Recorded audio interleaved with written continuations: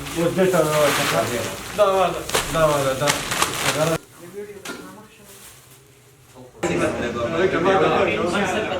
روجه پخلا پکار کې بوخت د سلطان پلاهي تنظیم وګړي دي چې په روجه کې د بیوس ولس مینه په خپل زړونو کې ځای کړي او د روجه مرستې پیکج په نوم ورسره د یو شمیر خوراکي توکو کومک کړي ځکه خو په مخونو د امید او آرامۍ نښې په ډاګه دي.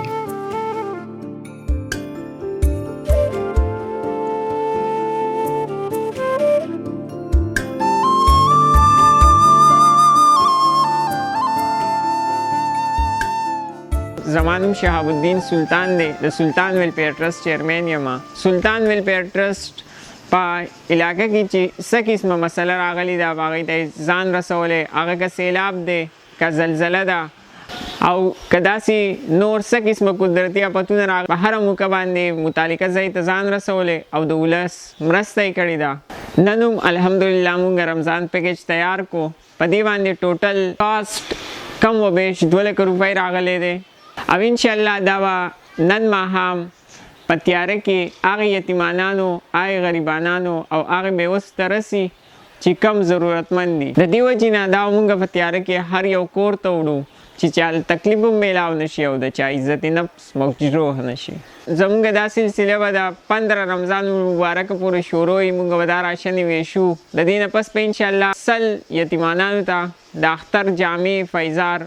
ورکو. نو په هغې کې چې څوک زموږ سره تعاون کول غواړي زموږ په دې سکرین به ستاسو ته نمبر ښکاري، په دې باندې به زموږ سره رابطه وکړئ. کشور خان چې په یاد تنظیم کې خپلې هلې ځلې کوي وایي چې هغه تنان چې د تنظیم سره مالي کومک کوي د قدر په سترګو ورته ګورو، ځکه چې په ملک دننه په روانه ګرانۍ کې د نورو د درد احساس کول د لوی خیر او نیکۍ کار دی. زه یم کشور خان د سلطان ویلفیر ټرست د ممبر په حیثیت ستاسو په وړاندې ولاړ یم.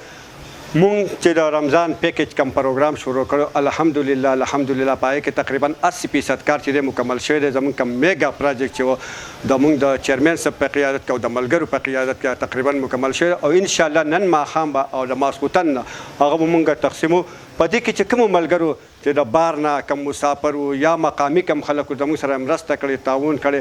مونږ یو ډېره زیاته شکریه ادا کوو ځکه چې د غریب درد محسوسول چې دا یو ډېر د نیکۍ کار دی. هغو چې زموږ سره کومه مرسته کړې هغه اجر به هغوی له الله پاک ورکوي ځکه چې په دې حالاتو کې په دې مهنګایۍ کې د غریبو کونډو غریبانانو سره همدردي کول یقینا چې دا ډېر د اخلاص کار دی او انشاءالله امید لرو څنګه چې په دې کې راغو په دې پیکج کې راغو زموږ سره مرسته وکړه. د اختر دپاره عید پیکج چې کوم امید لرو چې هغې په هغې کې زموږ سره نور هم یاسته مدد وکړي او مرسته وکړي او نور چې کوم ملګري چې زموږ آواز هغو ته رسي چې هغه مرسته کول غواړي نو مهرباني وکړئ په دې کې زموږ سره امداد وکړئ. د سلطان ویلفیر ټرست په خدمت کې زموږ سره تاسو تعاون وکړئ چې موږ دې غریبانانو ته هغو په اختر کې هغو سره هم لږه خوشحالي ورکړو، هغې هم په چهرو باندې خندا خوشحالي راسي ځکه چې ډېر غریبانان دي بې وسې د کپړو وسې نه کېږي، د پیزارونو وسې نه کېږي او هغه بیا دې نورو ته ګوري نو ډېر زیات خفې. نو ستاسو د تعاون به موږ یو جهان مننه کوو، ډېر زیات شکر او امید لرو چې تاسو زموږ سره نور هم زیات تعاون وکړئ د عید پیکج دپاره.